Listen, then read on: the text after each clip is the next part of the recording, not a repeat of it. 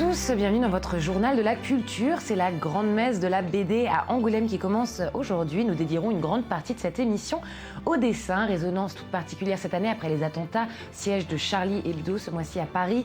Le dessin de tout temps a été pour l'homme le moyen de s'exprimer, dialoguer, témoigner, protester, bref réunir en un mot pour porter des idées. La bande dessinée est venue enrichir ce mode d'expression originel qui a précédé l'écriture, parfois dans l'humour, parfois dans la gravité. Le Culture Mag spécial bande dessinée, c'est tout de suite sur i24 News. Perché en haut d'une colline qui surplombe la Charente, Angoulême est devenue la capitale du papier au Moyen-Âge alors que des douzaines de moulins s'alignaient le long de la rivière. Aujourd'hui, la ville est internationalement reconnue comme la capitale de l'image, notamment celle de la bande dessinée, grâce à son festival mythique qui se tient chaque année depuis 40 ans et qui aura lieu du 29 janvier, donc aujourd'hui, au 1er février cette année. David Gombin y a jeté un œil pour vous, on regarde. Suite de la mythique série animée des années 80, la saison 2 des Mystérieuses Cités d'Or a été produite ici, dans le studio Blue Spirit, qui a également collaboré à Ernest et Célestine, nommés aux Oscars l'année dernière. Le studio s'est créé en 2004, attiré par le pôle image d'Angoulême, monté entre autres autour de l'école des métiers du cinéma d'animation. Angoulême, c'est un petit microcosme autour de l'animation. Il y a effectivement plusieurs studios, mais on a des gens qui finalement s'enrichissent au contact des studios et inversement, les studios s'enrichissent au contact de ces infographistes qui prennent leur expérience dans les différents studios et qui permettent comme ça de garder un niveau élevé. Un niveau élevé qui est un peu la marque de fabrique de l'animation à la française. Une French Touch qui se retrouve donc aussi à Angoulême. Le studio Prima Linea a quitté Paris en 2003. Il a notamment produit Loulou, l'incroyable secret, César du meilleur film d'animation l'année dernière. Je comprends pas. Normalement, la lune apparaît quand on fait ça. Oh, je craque. La French Touch, c'est peut-être cette capacité à aller explorer des territoires, aller plus qu'un style en particulier. C'est la variété des styles, j'ai l'impression, qui fait la French Touch. Et aussi la préoccupation d'avoir une image graphiquement forte. L'exploration, chez les Trois Ours, on connaît. Cette société de production s'est spécialisée dans les courts-métrages d'auteurs. L'une de ses plus belles réussites, Mademoiselle Kiki et Les Montparnasse de Amélie Haro. César du meilleur court-métrage d'animation l'année dernière. Il a été réalisé avec des procédés d'animation classiques, c'est-à-dire des milliers de dessins et de peintures faites à la main et sur papier, puis filmés par une caméra. Pour Serge Inside, cette French Touch, c'est avant tout le fruit d'une politique, d'un soutien financier du gouvernement et de certaines chaînes de télé au cinéma en France. En deux mots, ce que l'on appelle l'exception culturelle. S'il n'y avait pas toutes ces activités, on a beau être Frenchy, il n'y aurait pas de réalisateurs, il n'y aurait pas de techniciens, il n'y aurait pas les écoles, il n'y aurait pas de boulot. Il y a des grands talents. En Italie, en Espagne, les jeunes, ils sont aussi doués qu'ici. Sauf que si on ne leur donne pas les moyens ou les structures pour accéder ou pour faire leur métier, ils ne vont pas pouvoir montrer leur savoir-faire. Le secteur représente environ 5000 emplois en France, dont 1 millier à Angoulême, essentiellement des intermittents. La France est le premier producteur européen de cinéma d'animation, le troisième mondial, derrière les États-Unis et le Japon. Et on peut rappeler que le Festival international de la bande dessinée d'Angoulême, depuis sa création, s'est toujours efforcé de donner la parole aux auteurs de tous les pays et de toutes les nationalités, en toute liberté. Il n'y a pas d'alternative. Et on l'a dit, le Festival de la BD s'ouvre aujourd'hui. Et l'une des œuvres présentées donc est un roman graphique qui s'appelle Yalabai chez Lombard. Un magnifique roman qui se situe pendant la deuxième guerre du Liban en 2006. Nous avons en ligne son scénariste Joseph Safieddine. Joseph, bonjour. Alors, Yalabai est votre dernier roman graphique avec le dessinateur Kyung-Hoon Park. Est-ce que vous pouvez nous pitcher en quelques phrases ce roman ? Bien sûr, alors ça se passe en 2006. Ça se passe donc en 2006 et c'est la guerre entre Israël et le Hezbollah. Il y a une famille franco-libanaise qui part en vacances comme chaque année dans la famille du père. Donc le père est libanais, la mère est française. Et le lendemain de leur arrivée, la guerre éclate et ils se retrouvent piégés dans le sud. Alors il y a le frère hémophile, la petite sœur, les deux parents qui sont à Tyr. et le fils aîné de cette famille est resté à Paris. Donc c'est un peu l'histoire de cette famille qui a du mal à communiquer. D'un côté, le fils aîné à Paris et les autres planqués au sud Liban et qui vivent la guerre de là-bas. C'est vous qui avez écrit le scénario d'Yalabai. Ce n'est pas la première fois que vous abordez le thème de la guerre du Liban, les lumières de tir et Je n'ai jamais connu la guerre. À quel point votre dernière œuvre est-elle autobiographique ? Dans cette histoire, il y a l'ossature qui est réelle. Donc ma famille était réellement au Liban. Moi, j'étais vraiment à Paris. Je me suis vraiment époumoné à faire des tracts parce que c'est aussi une histoire sur l'impuissance. Voilà, le personnage de Gabriel, il fait des tracts, il les donne à tout le monde, il essaie de faire des manifs, mais ça ne sera pas à grand-chose. Il voit que les médias diffusent certaines informations, alors que lui, il n'arrive même pas à avoir sa famille au téléphone. Voilà, il ne peut pas faire grand-chose. Donc tout ça, c'est vrai, c'est des vraies choses qui sont arrivées. Après, on a vraiment voulu centrer l'histoire sur le personnage de Mustapha. Lui, c'est pas mon vrai père, et donc ce personnage est vraiment maladroit. Il essaie de se racheter un peu aux yeux de cette histoire. Il essaie de se racheter aux yeux de son histoire à lui, parce qu'il a dû fuir le Liban dans les années 80, pendant la guerre civile. Et là, pour une fois, il se retrouve en plein milieu d'un conflit, et il se dit que c'est l'occasion rêvée pour se légitimiser. Voilà. On appelle parfois le Liban la Belgique du Proche-Orient. Dans votre roman graphique, on se rend compte de la diversité des peuples du pays du Cèdre, notamment vis-à-vis du soutien que la population devrait apporter au nom du Hezbollah. Est-ce que c'était important pour vous d'aborder ces points politiques ? Voilà, je voulais pas faire une bande dessinée avec des... Enfin, je voulais pas que les enjeux politiques soient le centre de cette bande dessinée, bien au contraire. Mais c'est vrai que c'est une histoire très compliquée. Au Liban, c'est complètement divisé. Vous le savez, il y a plusieurs communautés qui se partagent le pouvoir. Et les Libanais on est loin d'avoir une unité nationale, très loin de là. Donc je voulais qu'on puisse comprendre vraiment que c'est compliqué. Voilà, je voulais au moins que les lecteurs puissent comprendre à quel point au Liban, il y a plein d'avis différents. Et évidemment, en tant que Libanais, on peut soutenir le Hezbollah, on peut aussi ne pas le supporter. Et voilà, je voulais qu'on comprenne un peu cette diversité à travers quelques petits dialogues, sans prendre parti. Voilà, plusieurs points de vue. Je ne peux pas m'empêcher de penser au film d'Harry Folman, Valse avec Bachir. Est-ce que vous l'avez vu ? Est-ce qu'il vous a touché ?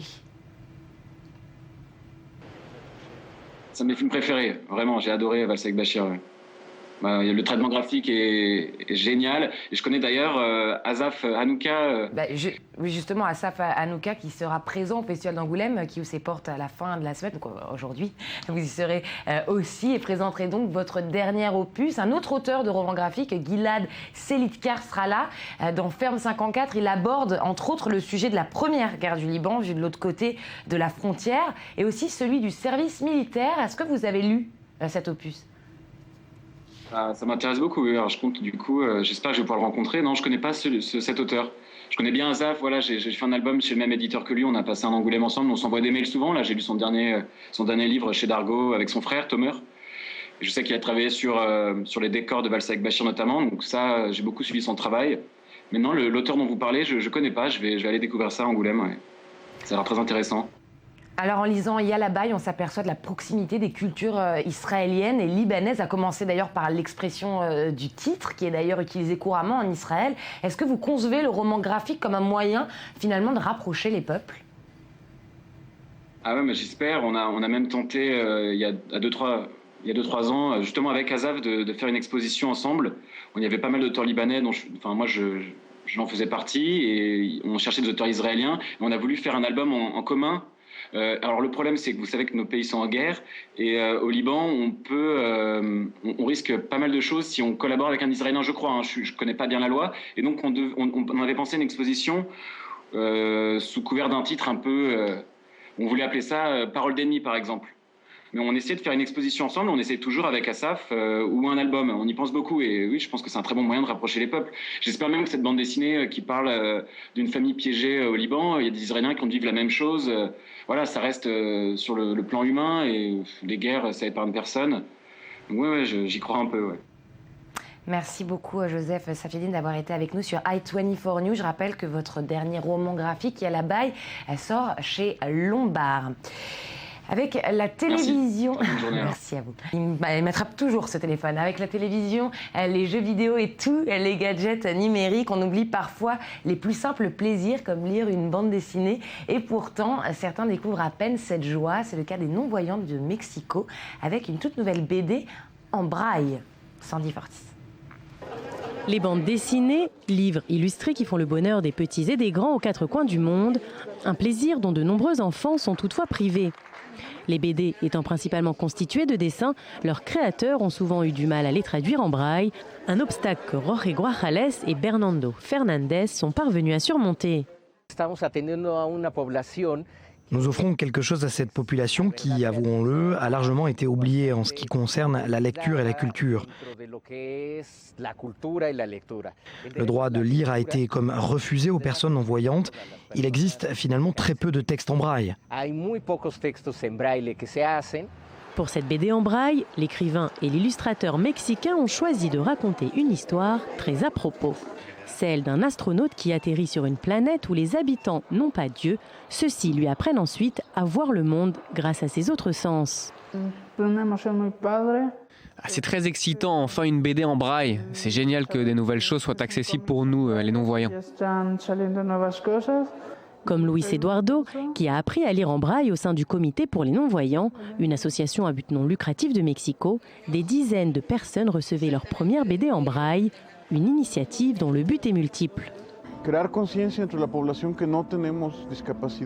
L'objectif est de sensibiliser la population aux défis quotidiens que doivent surmonter les personnes handicapées. Mais c'est aussi une action sociale, car pour chaque BD vendue, une paire de lunettes sera offerte à un enfant malvoyant issu de milieux défavorisés.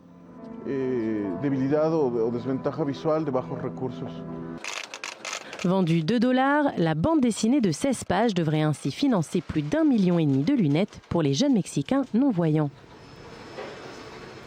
Allez, on regarde tout de suite le highlight du jour, l'expo sélectionnée par toute la rédaction du Culture Mag, et c'est à New York que ça se passe.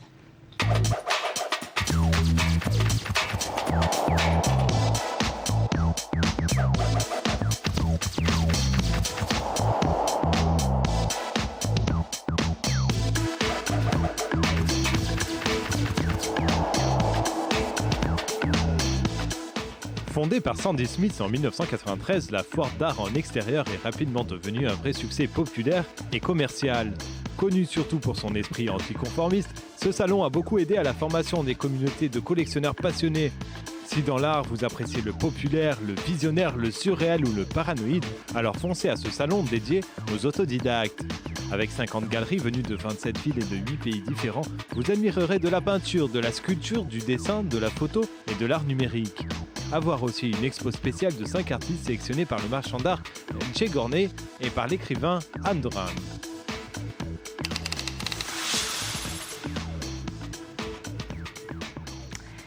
Durant le Festival international du film de comédie de l'Alpe d'Huez, le Culture Mag avait enfilé ses chaussures de neige pour assister à l'une des seules compétitions de films comiques au monde.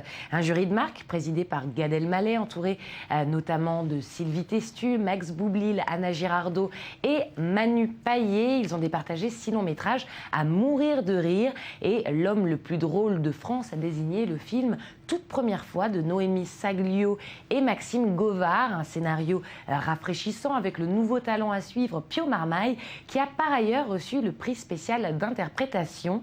Franck Castambide et Adriana Graziel. Jérémy tombe amoureux d'Adna. Jusque-là, rien d'hilarant, sauf qu'il est sur le point de se marier avec un homme. On va regarder ensemble la bande-annonce qui va tout de suite vous donner le ton. Voilà en images.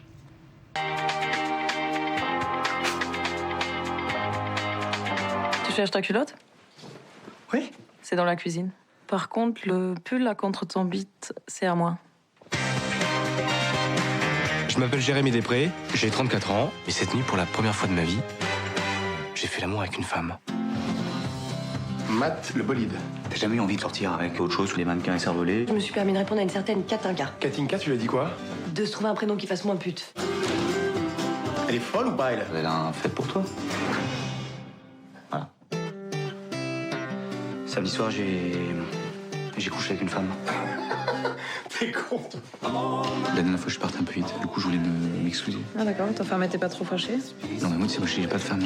Parce que quand elle me regarde avec ses yeux, il y a tout qui part en vrille. Mais je vais pas faire ça, Antoine. On a décidé de se marier. Ça remet en cause toute ma vie. Mais moi aussi, mon vieux, c'est pas du tout mon style, Clémence. Prends tes tickets resto, je t'invite à déj. C'est comme si toute ta vie, t'avais été fan de l'OM, et puis un jour, tu te rends compte que tu préfères le PSG, quoi. Antoine, t'es le seul homme qu'il y a dans ma vie. T'es au courant que t'es en train de faire absolument n'importe quoi, là? J'ai rencontré quelqu'un. Attendez là-dessus, t'es gratiné, hein. C'est qui, ce connard, là? C'est une femme. Mais t'es pédé, mon chéri. Le film est sorti le 28 janvier partout en France et né à ne pas manquer. Voilà, c'est la fin du Culture Mag. Retrouvez-nous sur notre site internet i24news.tv. Bon retour sur la planète Terre, l'info continue.